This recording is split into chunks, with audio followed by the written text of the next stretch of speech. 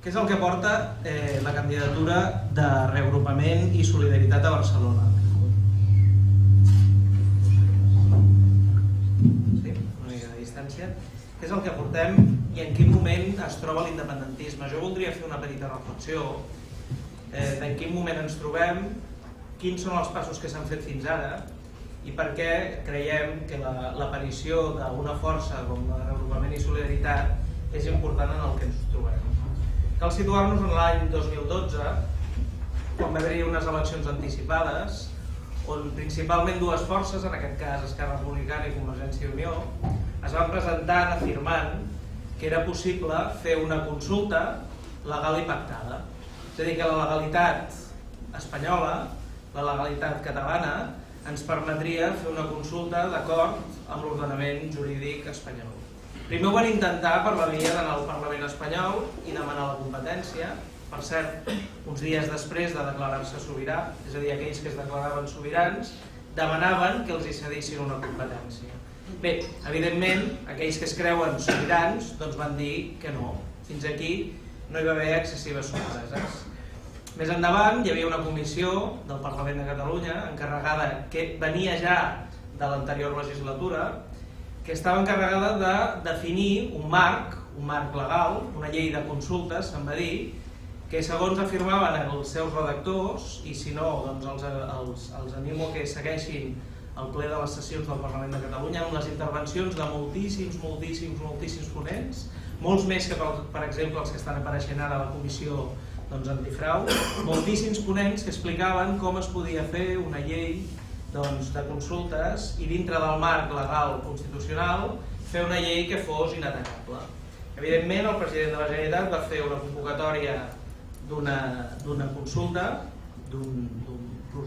consulta inicialment, no se'n va dir, era similar a un referèndum però no era ben bé un referèndum, i quan el Tribunal Constitucional va decidir impugnar aquell referèndum van iniciar el que en van dir un procés participatiu. Aquest procés participatiu va ser, fins a cert punt, un trencament de les ordres d'Espanya, és a dir, no es va seguir les indicacions de l'estat espanyol, però evidentment no era ni el referèndum que ens havien promès ni la consulta legal i pactada. Ens vam trobar amb un procés participatiu on més de 2 milions de catalans i catalanes van participar, però ens vam trobar amb la decepció que les pròpies institucions catalanes, aquelles que s'havien declarat sobiranes, li treien tota mena d'efecte vinculant a aquell procés participatiu. On ens trobem el mes de març de 2015? Què hem de constatar per tal que l'independentisme d'aquest país faci un pas endavant? El primer que hem de constatar és que nosaltres no som els únics independentistes. Ja avui la gran aportació que ha fet aquest procés ha estat que moltíssima més gent es defineix com a independentista. Què és el que aportem nosaltres per diferenciar-nos? Nosaltres som els que afirmem que la via legal i pactada és impossible. I aquest és un punt essencial per entendre per què Reagrupament i Solidaritat avui ens posem d'acord. Com deia abans, la llei de consultes va ser declarada fa uns dies inconstitucional. El 9-N, tal com es va fer en la part inicial, va ser declarada il·legal. Tenim el president de la Generalitat i uns quants consellers encausats. Tenim els pressupostos que fa uns dies el propi Consell de Garanties Estatutàries entenia que era inconstitucional i sotmetia autònomament a la Constitució. I una cosa molt important, i és que el procés d'arribar a la independència a través d'un referèndum sempre comptarà amb el boicot de l'unionisme. Aquest és un punt que no se'n parla excessivament, però si una de les coses que hem de constatar a partir del 9-N és que aquelles forces polítiques que aposten per mantenir-se dintre d'Espanya, excepte alguns reductes d'iniciativa o de l'esquerra o dels exsocialistes, l'unionisme, és a dir, aquelles forces polítiques que aposten decididament pel no van anar a votar. Però no van anar a votar ni aniran a votar cap referèndum que sigui convocat des del que ells entenen que és una autonomia de l'estat espanyol. Què implica això? Doncs que no arribarem mai als nivells mínims de participació que ens exigiran les entitats internacionals per tant de donar validesa a un procés. Sí que evidentment som majoria, és a dir, si avui haguéssim de trobar al voltant de 2 milions de vots unionistes, a Catalunya segurament no els trobaríem. La suma dels vots del PSC, els vots del PSOE, del PSC, és el mateix, del PSC, del PP, de Ciutadans, o inclús si em diguessin vostès de parts d'Iniciativa per Catalunya, en cap cas serien capaços d'arribar als 2 milions de vots que vam aconseguir al 9-N. Ara bé, si aquesta gent no participa en un referèndum, malgrat que sigui vinculant, doncs evidentment treu legitimitat, perquè no hi ha uns índexs de participació que donin credibilitat a aquest procés. Perquè sigui vinculant i perquè tingui credibilitat a nivell internacional, cal que hi hagi uns nivells de participació prou significatius. No ens podem situar, i creiem nosaltres des de Reagrupament i des de Solidaritat, de nou, en la mateixa casella de sortida que ens vam col·locar l'any 2012.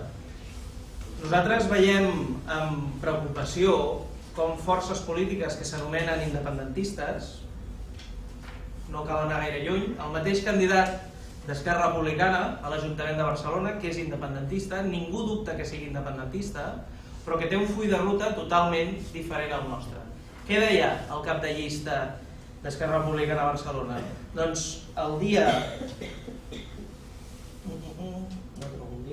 3 de febrer de 2015, Alfred Bosch afirmava que estava d'acord amb que hi hagués una llista unitària per anar a Madrid a negociar la independència. Aquest és el model per arribar a la independència d'aquells que es diuen independentistes. Nosaltres en cap cas volem dubtar d'aquestes persones i del fet que siguin independentistes. Ser independentistes avui és bastant fàcil, només cal dir-ho i ja està. El que nosaltres constatem amb preocupació és que la via que escullen per arribar a la independència és fallida. Nosaltres, des de Reagrupament i Solidaritat, el que apostem és per la via de la unilateralitat. Per què? Per 3 raons essencialment. Primera, perquè només depèn de nosaltres. És a dir, qualsevol Parlament escollit democràticament té la capacitat de decidir d'acord amb una declaració unilateral d'independència.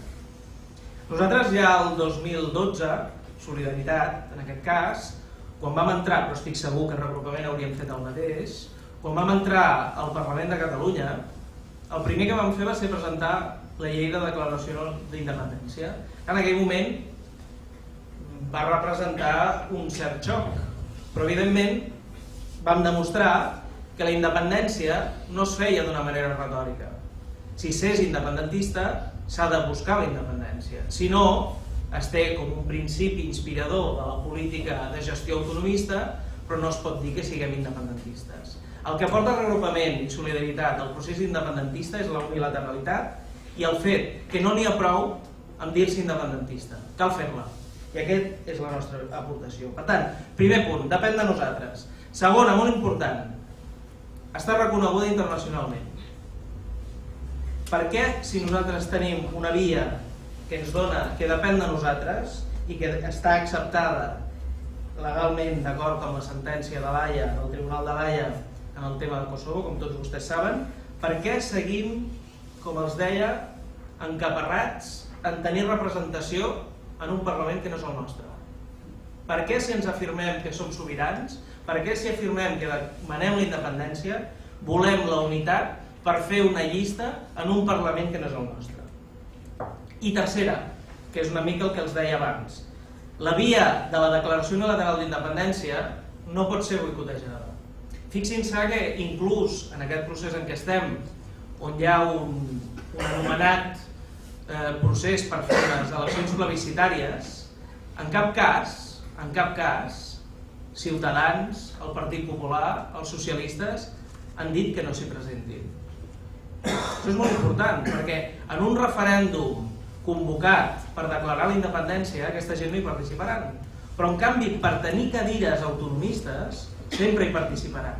I el fet que aquesta gent, és a dir, que l'unionisme participi d'un procés electoral del qual sorgeixi una cambra que declari la declaració unilateral d'independència, li dona credibilitat internacional i legitimitat democràtica al procés.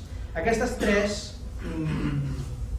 elements, és a dir, la dependència de nosaltres, la legalitat i que no pot ser boicotejada, són el que ens fa presentar-nos a nosaltres conjuntament. Nosaltres no veiem en cap de les forces polítiques que es diuen independentistes, perquè, val a dir, no he portat el retall, però avui quan buscava retalls recordava, per exemple, les declaracions de l'alcalde Trias quan va haver de fer la votació del 9-N, on ell deia coses de l'estil de jo no sóc independentista, però votaré que sí.